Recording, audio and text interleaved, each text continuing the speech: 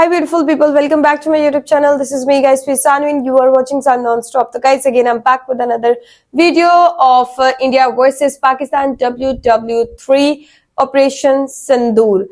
Operation Sindoor को लेकर जो है वो पाकिस्तान के ऊपर जो है पहले मिसाइल, फिर ड्रोन अटैक, फिर दिस एंड दैट। अभी तक तो ड्रोन तक मसला थम चुका है, अभी तक कुछ नहीं हुआ। दुआ करे कुछ ना हो, सुलह सलामती हो जाए।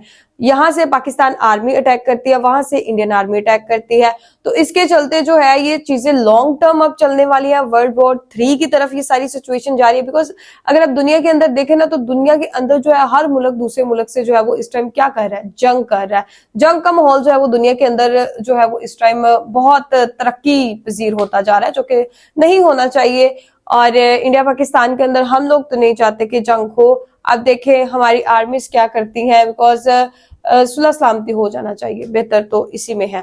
तो लाइक, सब्सक्राइब एंड शेयर करते जाइएगा और बिना टाइम को गवाए let's jump into the video. India और पाकिस्तान के बीच में टेंशन फिलहाल उस पॉइंट पर पहुंच गई है जहां पर एक गलती हिस्ट्री चेंज कर सकती है। हाँ। कोई एक मिसफायर दो देशों की एक इलाके की लड़ाई से बढ़कर फुल फ्लेजेड वॉर या फिर वर्ल्ड वॉर में तब्दील हो सकता है।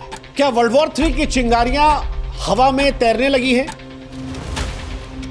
भारत और पाकिस्तान का हर कदम अब केवल दो देशों की किस्मत को नहीं तय करेगा, बल्कि यह दुनिया की दशा दिशा को भी तय कर सकता है। और जिस तरह यह बढ़ रहा है, क्या वर्ल्ड वॉर हो जाएगा? क्योंकि अगर वर्ल्ड वॉर हुई तो फिर पूरे विश्व को युद्ध खत्म कर देगा। इतिहास गवाह है कि कई बार युद्ध एक छोटी सी गलती से शुरू हुए और फिर दुनिया बर्बाद कर दी। वियतनाम का युद्ध एक गोलीबारी से शुरू हुआ था। क्यूबा मिसाइल संकट अविश्वास से पनपा था। कोसोवो का नरसंहार असंवेदनशील सियासत से हुआ था। लेकिन भारत और पाकिस्तान जो पहलगाम से शुरू छोटी सी गलती बहुत बड़ा डिजास्टर कर सकती है। अब एक दूसरे के शहरों पर जब लगातार ड्रोन और मिसाइल से हमले कर रहे हैं और जो परमाणु शक्तियों से लैस है, क्या वो दुनिया को तीसरे विश्व युद्ध में धकेल रहे हैं? देखिए, अगर आप उन लोगों में से हैं जिन्हें ये युद्ध फैसिनेट कर रहा है, तो आपको बता दें कि युद्ध शुरू करना आसान है, रोकना नहीं। युद्ध का मजा सिर्फ उसे आता है जो दूर से देखता है। जो इसका हिस्सा बना है वो कभी युद्ध नहीं चाहता। बिल्कुल। सैनिक जो इसमें लड़ रहे हैं, ना उन सैनिक के परिवार वाले, ना वो जिन्होंने कभी इस युद्ध के दंश को सहा या करीब से देखा है। और भारत पाकिस्तान जो परमाणु शक्ति से लैस हैं, अगर उनके बीच में फुल फ्लेजेड वॉर हुई तो मानवता के पास दूसरा मौका नहीं बचेगा। यकीन मानिए, भारत और पाकिस्तान के बीच फुल फ्लेजेड वॉर हुई और अगर ये वर्ल्ड वॉर 3 में तब्दील हुई तो फिर क्या परिस्थिति होगी? आपको बता दें कि फिर मंजर वो होगा जो सुनकर भी शायद आपको डरा दे। वर्ल्ड वॉर 1 और वर्ल्ड वॉर 2 से कहीं ज्यादा मौतें हुई। वर्ल्ड वॉर 1 में 1,60,00,000 लोगों की जान गई थी, अनगिनत बीमारियों में फंसे रहे। वर्ल्ड वॉर 2 जब आया तो इसमें मौतों की संख्या और ज्यादा बढ़ गई। 8.5 करोड़ के आसपास मौतें हुई, जिसमें हिरोशिमा और नागासाकी पर परमाणु बम भी शामिल था। हिरोशिमा में 70,000 लोग और नागासाकी में 40,000 लोग एक सेकंड में राख हो गए। लेकिन अगर इंडिया और पाकिस्तान फुल फ्लेजेड वॉर करते हैं, परमाणु वॉर करते हैं, तो फिर कहानी बिल्कुल अलग होगी। अगर ये दोनों देश अपने 50% हथियारों का भी इस्तेमाल करते हैं तो ये मान के चलिए 10 से 20 करोड़ लोग पहले घंटे में मर सकते हैं। उसकी वजह है, चाहे दिल्ली हो या कराची, इनकी आबादी घनी है। दिल्ली में 2.5 करोड़ से अधिक लोग हैं, कराची में 2 करोड़ से अधिक लोग हैं। आधुनिक हथियार इनके पास है जो 15 से लेकर 300 किलोटन की शक्ति रखते हैं। हिरोशिमा में 15 किलोटन का इस्तेमाल किया गया था और अब 300 किलोटन तक के हथियार हैं। आप सोचिए कितने गुना है।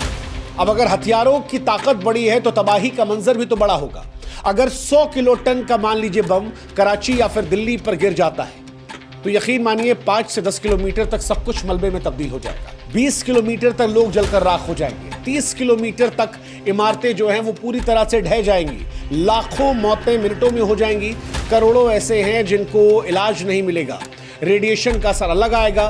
कैंसर, अपंगता और आगे आने वाली पीढ़ियों में बीमारियां जो इंसान की नस्लों को बर्बाद कर रख देंगी। अब अगर आपको लगता है कि दोनों देश समझदार हैं, वो लड़ रहे हैं, वर्ल्ड वॉर जैसी सिचुएशन या परमाणु वॉर जैसी सिचुएशन नहीं होगी, तो आपको यह समझना पड़ेगा कि एक गलती वर्ल्ड वॉर शुरू कर सकती है। एक गलती। कोई भी युद्ध जानबूझकर शुरू नहीं करता, हालात बनते चले जाते हैं। एक मिस फायर। आज भारत और पाकिस्तान के बीच तनाव की तपती रेत पर एक ऐसी गलती, एक मिसाइल का गलत निशाना, एक साइबर हमला, एक आतंकी साजिश या खुफिया जानकारी की चूक न केवल दोनों देशों को बल्कि पूरी दुनिया को तीसरे विश्व युद्ध की भट्टी में झोंक सकती है। ये दोनों देश ऐसे हैं जो परमाणु हथियारों से लैस हैं। गलतफहमी को सुधारने का वक्त शायद चंद मिनट भी ना मिले। उदाहरण के तौर पर एलओसी पर तनाव के दौरान एक मिसाइल अगर गलत निशाना साध लेती है तो दुनिया बदल सकती है। ऐसा पहले भी हुआ है। तकनीकी खराबी के चलते मिसाइलें इधर उधर गिरी हैं। उस वक्त बातचीत का दरवाजा खुला था, युद्ध नहीं चल रहा था, जैसे तैसे स्थिति संभाल। मैं विंडो जरा खोल के आती हूँ, तब लाइट थोड़ी आ जाएगी। अब थोड़ी बहुत लाइट इस विंडो से आ रही होगी आप लोगों को। लेकिन आप कल्पना कीजिए कि दोनों देशों की तरफ से कोई एक मिसाइल किसी एक देश के रिहायशी इलाके में गिर जाए, अगला देश क्या करेगा? वो पलटवार करेगा, उससे बड़ा, उसके बाद अगला बड़ा वार। शायद इसी आवेश में कोई परमाणु शक्ति का इस्तेमाल करे। ये खतरनाक हो सकता है। अगर भारत की अग्नि 5 जो 5000 किलोमीटर रेंज या पाकिस्तान की शाहीन 3 जो 2700 किलोमीटर रेंज गलती से इधर उधर चली आती है तो दूसरा हमला करेगा। आज Bharat no first use policy का इस्तेमाल करता है, लेकिन पहला धमाका तो इंडिया की तरफ से हुआ है तो शायद जवाब खतरनाक होगा। मिसाइलें हवा में होंगी। दिल्ली, मुंबई, कराची, इस्लामाबाद जैसे शहर मिनटों में मलबे में तब्दील हो सकते हैं। मौजूदा दौर में अगर कहीं कोई आतंकवाद हो जाता है तो ये भी विश्व युद्ध की तरफ धकेल सकता है। 2008 में मुंबई हमलों ने भारत को हिलाया था। 2019 के पुलवामा हमले ने बालाकोट हवाई हमले को जख्म दिया था। पहलगाम में जो कुछ हुआ उसके बाद भारत ने ऑपरेशन सिंदूर चला दिया। आप कल्पना कीजिए कि अगर कहीं कोई आतंकवादी हमला होता है तो उसका जवाब होगा। भारत सीधे सीधे से पाकिस्तान की साजिश मानेगा, जवाबी कार्रवाई होगी। सच्चाई कुछ भी हो, वो युद्ध के बीच में दब जाएगी और उसके बाद दुनिया विश्व युद्ध की आग में जा सकती है। भारत और पाकिस्तान के बीच संयुक्त रूप से सैकड़ों हथियार हैं। भारत के पास अनुमानित 180 हथियार हैं परमाणु के। पाकिस्तान के पास भी 170 के आसपास है। और दोनों की मिसाइलें, चाहे भारत की अग्नि या पाकिस्तानी गजनवी, मिनटों में एक दूसरे के शहरों को राख कर सकती है। यकीन मानिए, दिल्ली से इस्लामाबाद, कराची से लेकर मुंबई, अगर ये मिसाइलें चलती हैं तो कोई नहीं बचेगा। सबसे डरावनी बात यह है कि ये दोनों देश इमोशनली ड्रिवन है। भावनाओं का ज्वार चरम पर है। दोनों देशों के बीच, संकट के बीच संचार के चैनल बहुत कमजोर हैं और तनाव पर ये कितने कारगर होंगे इसकी कल्पना हम और आप कर सकते हैं। 2019 में बालाकोट हमले के बाद दोनों देशों के बीच संवाद लगभग टूट गया था। अगर कोई गलती से मिसाइल इधर उधर गई तो गलतफहमी दूर करने के लिए शायद 10 मिनट भी ना मिले। और परमाणु युद्ध में 10 मिनट क्या होता है वो आप कल्पना भी नहीं कर सकते। ये ऐसा युद्ध होता है जिसमें 10 सेकंड में खेल सकता है। अगर विश्व युद्ध होता है तो कौन किस तरफ जाएगा? क्या गठबंधन बन सकता है? भारत के पास अमेरिका का साथ होगा, नेटो का साथ होगा जिसमें ब्रिटेन, फ्रांस, जर्मनी जैसे देश आ सकते हैं। इजराइल भारत का पक्का दोस्त है। जापान, ऑस्ट्रेलिया भी साथ आ सकते हैं। भारत की रणनीति की स्थिति, आर्थिक ताकत मजबूत होगी। पाकिस्तान का साथ चाइना दे सकता है, उत्तर कोरिया दे सकता है, टर्की उसके साथ जाएगा, ईरान उसके साथ होंगे। कुछ इस्लामिक देश जो हैं वो भी इसके साथ रहेंगे। कुछ देश ऐसे हैं जो दोनों साइड से रहेंगे, जैसे दक्षिण अफ्रीकी देश, अमेरिकी देश, सऊदी अरब और दुबई भी। पाकिस्तान के साथ इस बीच में क्लोज हुआ है, लेकिन भारत के साथ उसके संबंध दशकों पुराने हैं। ऐसे में रूस भी भारत की तरफ रहेगा। अब सवाल यह कि जिस विश्व युद्ध की हम बात कर रहे हैं, विश्व युद्ध 1 और विश्व युद्ध 2, ये शुरू कैसे हुए थे? इनकी शुरुआत को समझना जरूरी है अगर इनसे हम बचना चाहते हैं। खासतौर पर भारत और पाकिस्तान के संदर्भ में समझना बहुत जरूरी, क्योंकि यहां पर एक छोटी सी गलती इसकी आशंका पैदा कर सकती है। फर्स्ट वर्ल्ड वॉर और सेकेंड वर्ल्ड वॉर इतिहास के सबसे विनाशकारी संघर्ष थे। दोनों की शुरुआत छोटी छोटी चिंकारियों से हुई थी। जैसे फर्स्ट वर्ल्ड वॉर 1914 से 1918 तक गया था। ऑस्ट्रिया हंगरी के आर्क ड्यूक फ्रांस की हत्या ने यूरोप में तनाव भड़का दिया था और इसी के बाद इसे विश्व युद्ध की चिंगारी में बदलते देखा गया। नतीजा जैसा हमने बताया, 1.5 करोड़ से अधिक लोगों की मौत हुई। सेकेंड वर्ल्ड वॉर, हिटलर के विस्तारवादी नीतियां, पोलैंड पर जर्मनी का हमला और उसके बाद ये विश्व युद्ध में तब्दील हुई। 7 से 8 करोड़ लोगों की मौत हो गई। हालांकि भारत पाक एक दूसरे से लड़ रहे हैं, लेकिन फिर भी इस युद्ध को रोकने के कई रास्ते हैं, क्योंकि तबाही से पहले संयम और समझदारी काम आ सकती है। क्या क्या उपाय हैं हम आपको बताते हैं। पहला उपाय तो कूटनीतिक दृष्टिकोण से संयुक्त राष्ट्र और तटस्थ देशों की मध्यस्थता की जरूरत होगी। कूटनीतिक दृष्टिकोण दुनिया में किसी भी युद्ध को रोकने का सबसे पुराना और प्रभावी हथियार है। रूस और यूक्रेन लड़ रहे थे, तब भारत ने भूमिका निभाई थी, भारत ने दोनों संवाद किया था। अब भारत और पाकिस्तान के बीच में जब कमजोर कम्युनिकेशन है तो दुनिया के और बड़े देश इस बीच में अपनी भूमिका निभा सकते हैं। भूमिका संयुक्त राष्ट्र भी निभा सकता है। संयुक्त राष्ट्र ने इससे पहले भी इंडिया और पाकिस्तान में युद्ध को रोका है, कई बार रोका है, और इस बार भी वो अपनी अहम भूमिका कर सकता है। जैसे 1965 और 1971 में भारत पाक युद्धों के बाद यूएन ने मध्यस्थता करवाई थी। 1965 में ताशकंद समझौता और 1971 में शिमला समझौता हुआ था, जिसके बाद भारत और पाकिस्तान में शांति बनाने की कोशिश की गई थी। हालांकि इसमें भी चुनौतियां हैं, क्योंकि यूएन में अमेरिका, चीन, रूस परमानेंट मेंबर है और वो अपना अपना हित देखेंगे। चीन पाकिस्तान का समर्थन करेगा, अमेरिका इंडिया की तरफ झुकेगा। ऐसे में क्या यूएन की तरफ से कोई निष्पक्ष सुझाव आ सकता है? ये थोड़ा मुश्किल हो सकता है।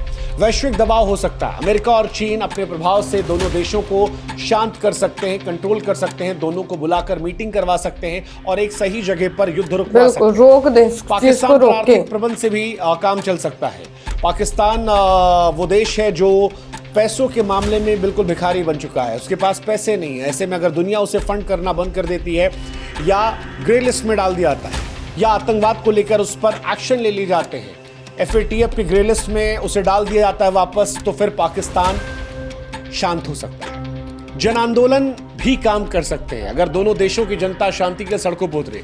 हालांकि इसके चांसेस ना के बराबर हैं, क्योंकि ना हिंदुस्तान और ना पाकिस्तान, ये दो ऐसे देश हैं जहां लोग देश के लिए जीने मरने को तैयार है। ऐसे में शायद ही कोई ऐसा होगा जो सामने आकर ये कहेगा कि युद्ध रुकना चाहिए। हालांकि कुछ लोगों ने लिखना पढ़ना ऐसा भी शुरू कर दिया है, वो सामने आ रहे हैं। जैसे भारत में अंबाती रायडू ने ट्वीट किया कि आंख के बदले आंख दुनिया को अंधा कर सकती। कई और लोगों ने भी लिखा कि युद्ध वो चाहते हैं जिन्होंने युद्ध देखा नहीं है, जिन्होंने युद्ध देखा है वो युद्ध से बचना चाहते हैं। अगर ऐसी आवाजें और बढ़ती हैं, अगर ऐसी आवाजें और ज्यादा आती हैं, तो शायद दोनों देशों की तरफ से कोई विचार हो सकता है। हालांकि युद्ध और देशभक्ति के शोर के बीच में ऐसी आवाजों का शोर शायद कम हो जाए, लेकिन फिर भी उम्मीद छोड़ना गलत है और आप इसकी भी उम्मीद कर सकते हैं। सैन्य संयम, भारत और पाकिस्तान को उकसावे वाली कार्रवाई करने से बचना चाहिए, यह भी एक समाधान हो सकता है। भारत पाकिस्तान अगर युद्ध लड़ भी रहे हैं तो वो एक हिस्से को लेकर लड़े,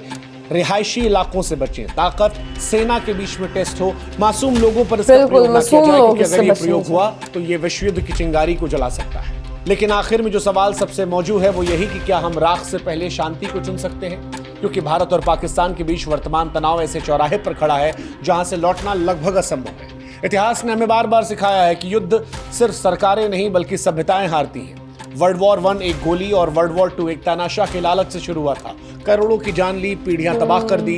अब वर्ल्ड वॉर 3 की आशंका है। भारत और पाकिस्तान के बीच एक गलती इतिहास को बदल सकती है। एक मिसाइल इधर उधर होना ये दुनिया को युद्ध की आग में झोंक सकती है। परमाणु शक्ति कभी कोई ढाल नहीं रही है, ये वो विस्फोटक है जो मानवता की रेत पर टिक चुका है। भारत और पाकिस्तान के बीच इतनी ताकत है कि 5-10 मिनट की प्रक्रिया में दुनिया से नक्शा बदल सकता है। दिल्ली, कराची, लाहौर, मुंबई जैसे शहर मिट्टी में मिल सकते हैं। रेडिएशन की चुप्पी आने वाली पीढ़ियों को भी सुनाई पड़ेगी। ऐसे में क्या इस युद्ध को रोका जा सकता है? हाँ, अगर संवाद हो, संयम हो, समझदारी हो, कूटनीतिक हथियारों का इस्तेमाल किया जाए और दोनों देश की जनता युद्ध नहीं शांति में। अगर भारत और पाकिस्तान ये समझें कि दुश्मन एक दूसरे के भीतर नहीं बल्कि अविश्वास और कट्टर सोच के भीतर है, अगर पाकिस्तान आतंकवाद को खत्म कर दे तो हिंदुस्तान उसके साथ शांति समझौता कर ले।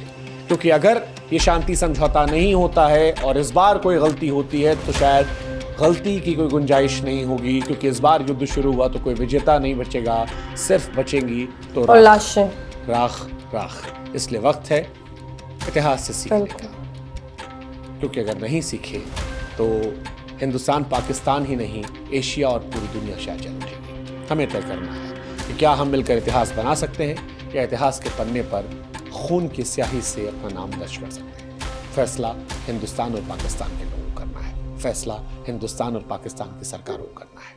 जय हिंद, जय भारत, नमस्कार। ओके गाइस, तो अभी फैसला जो है वो हम लोगों को करना है कि हम लोग क्या चाहते हैं।